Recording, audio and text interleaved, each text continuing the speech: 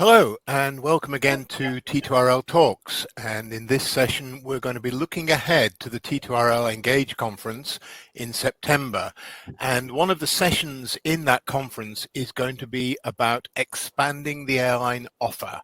And in the next few minutes we're going to talk about what we mean by that and what some of the things that we will cover in the conference might be. With me in the studio, I've got two experts from T2RL. I've got Jerry Foran and I've got Rasih Ustun, and they are both revenue management experts with a background in a very large airline and a very large technology vendor, respectively. And we also have a very special guest, and that is Justin Jander, who is Senior Director of Product Management for Pros. And we'll maybe talk a little bit about Pros, although I think they'll need little introduction when we get to Justin in a moment. But to start with, Rasih, I wonder if you could give us a very quick summary of the current state of play around developing dynamic offer management and revenue management generally around the industry. Thanks for the introduction. So, if you look at the past 1 year or so, we see that the airlines they continue to increasingly consider dynamic offers from two perspectives.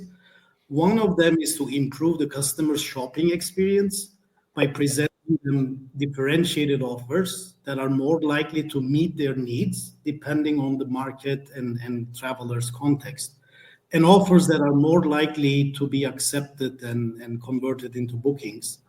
On this point of conversion, obviously price of the offer is very important, if not the most important decision maker. The second point is improving the revenue for the airlines themselves by intelligently pricing the existing products and services and selling new products or creating new revenue streams. So, considering both of these perspectives or objectives, dynamic and optimal pricing stands out as somewhat the common denominator. And related to this, no surprise, we've seen an increase in the number of airlines who implemented dynamic pricing methods and models. And there's always the challenge of implementing dynamic pricing within the current legacy constraints, meaning RBDs, filed fares, and price points and tickets are still very much in use. So the way we see most airlines solve this is to optimize their pricing behind the scenes through continuous pricing models.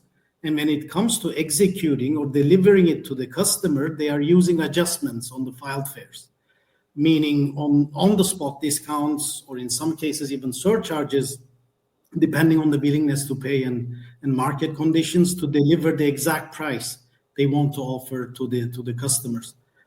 And some airlines have chosen to implement dynamic pricing in a more traditional way, meaning they're still working with the traditional filed fares, but they're frequently updating these fares based on changing market conditions and customers' willingness to pay. The airlines who have already implemented dynamic pricing for their right-to-flight products, they've seen the benefits, and they're now considering to expand this to the ancillaries or other bundled offers. And traditionally, core RM teams and ancillary product pricing teams have been working in their silos at the airlines, and we can say that the dynamic pricing of offers is sort of bringing them together to look at the pricing problem more holistically and to figure out how they can optimize the total offer to the customers. And we've seen some airlines announcing already that they're doing dynamic pricing on ancillaries in addition to their right-to-flight products. And on T2RL side, we are working with airlines looking for solutions, and they are including both of these product services, so to speak, right-to-fly and ancillaries, as they look out in the market for solutions, and we are working with them as we speak. And in the near future, that's my opinion, airlines will start looking at the products, the actual products and services they put out in front of customers, whether they are the best ones, are they the optimal ones, can they be adjusted, enhanced, maybe dynamically or near real time as much as possible, depending on the market again and the needs of the customers. This is obviously much more difficult to implement given the traditional constraints, but the adoption of NDC and direct sales, I think, will help us here, and we will see some more airlines looking at actually optimizing the products they offer to customers. Okay, so I don't like to cut you off in full flow, but we don't have a huge amount of time today. So it seems like there's a lot going on, and I'm going to turn to Justin now. Justin from Pros, and in the unlikely event that anyone listening to this podcast doesn't know about Pros, they have been the market leaders in airline revenue management almost since there has been airline revenue management. After a couple of pioneering airlines built their own systems, Pros were the first really to productize that system and make it available widely. And Pros were also the first to really introduce dynamic pricing. Pros RTDP is the standard for the industry. So, Justin, based on what Rasih has just been talking about, what is Pros up to now in this field? What do you see happening over the next year or two? Sure. Well, first and foremost, thank you very much for having me today, and really glad to have a chance to talk about this subject. And as you said, Pros is kind of been around forever on the revenue management side since revenue management really started.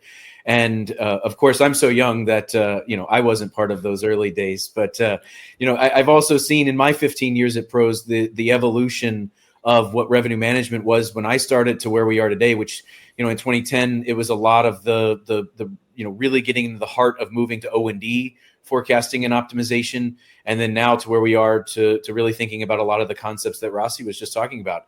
And Rasih said so much that was excellent. I have a few things to add to it. I think the one thing is that we're hearing a lot of the discussion about airlines want to get to this total offer optimization idea, which of course we all agree with. This idea of that we know everything about the passenger and the who they are, what they want to buy, and we can bundle it all together, put all the things they want, present them one thing with one offer that maximizes our revenue, maximizes their satisfaction as the passenger, and that's this sort of perfect state.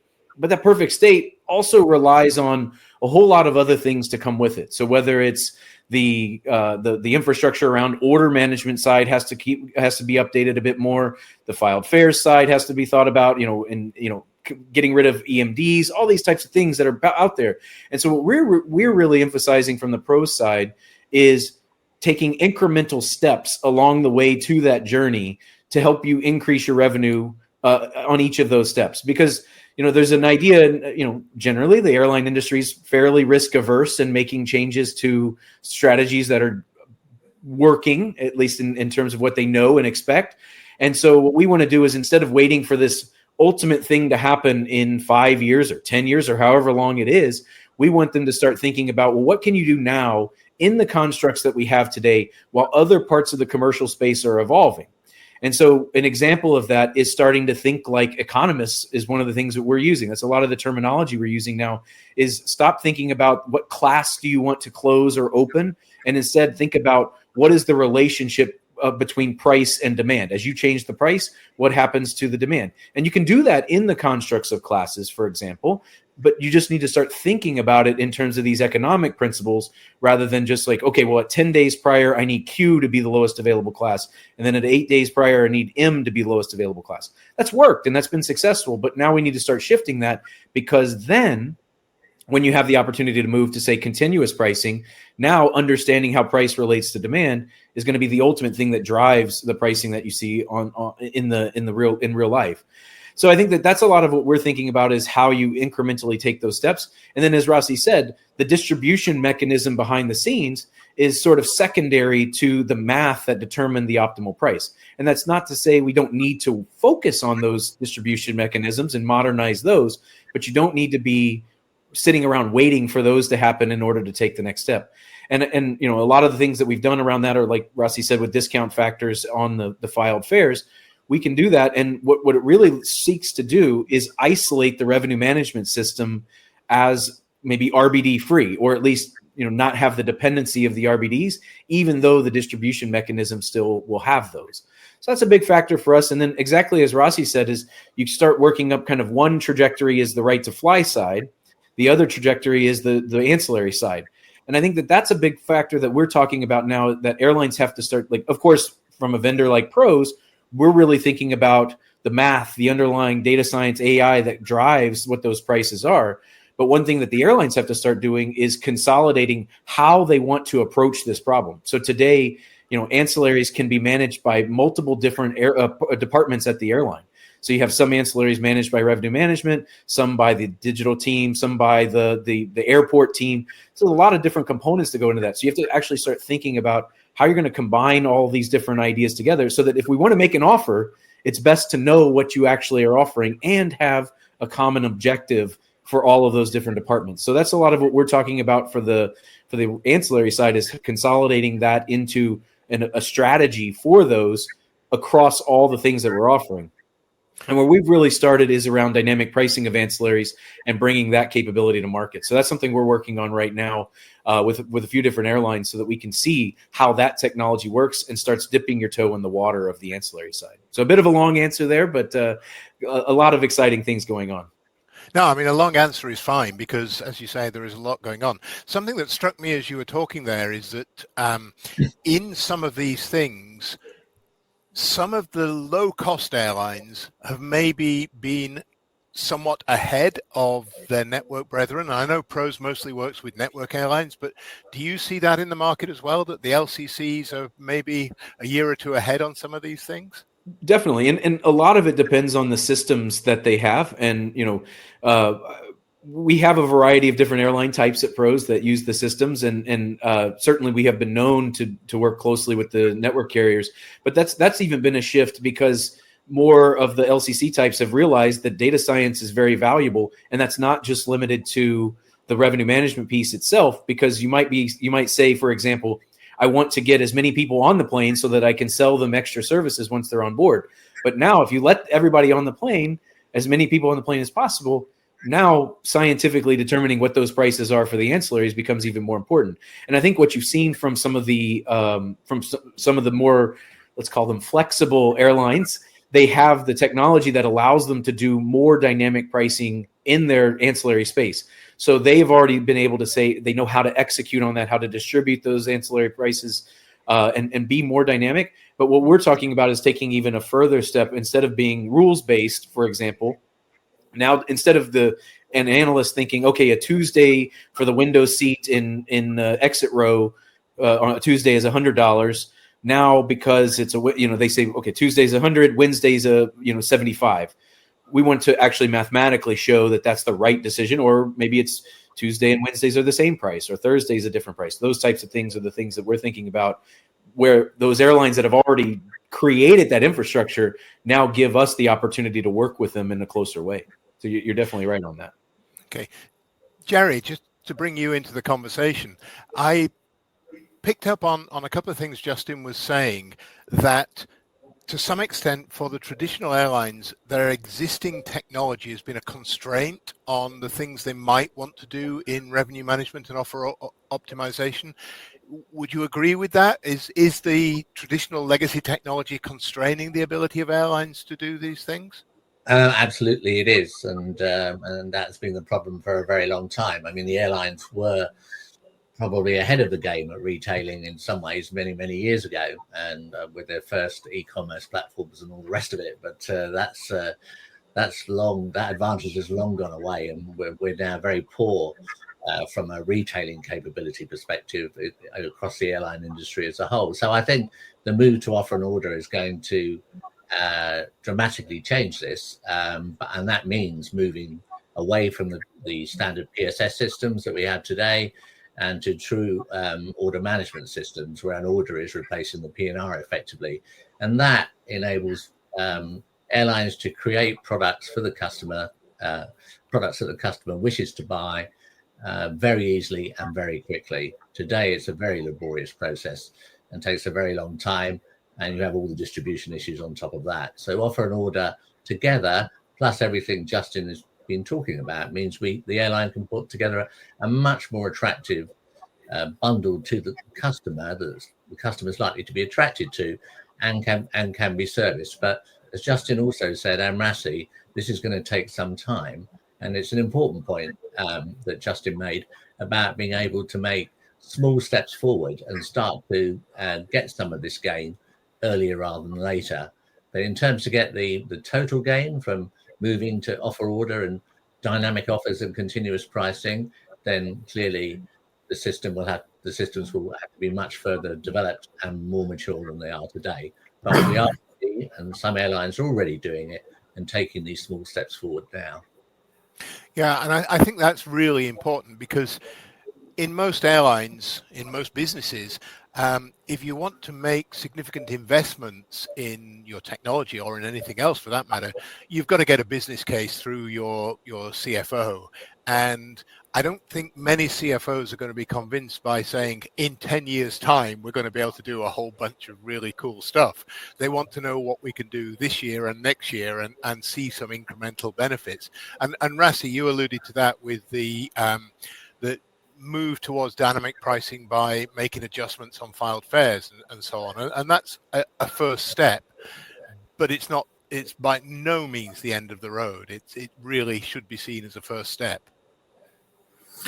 Yeah, I mean, absolutely. And so, I mean, it's basically workarounds of implementing dynamic pricing today. That's the best, one of the best solutions that airlines have found.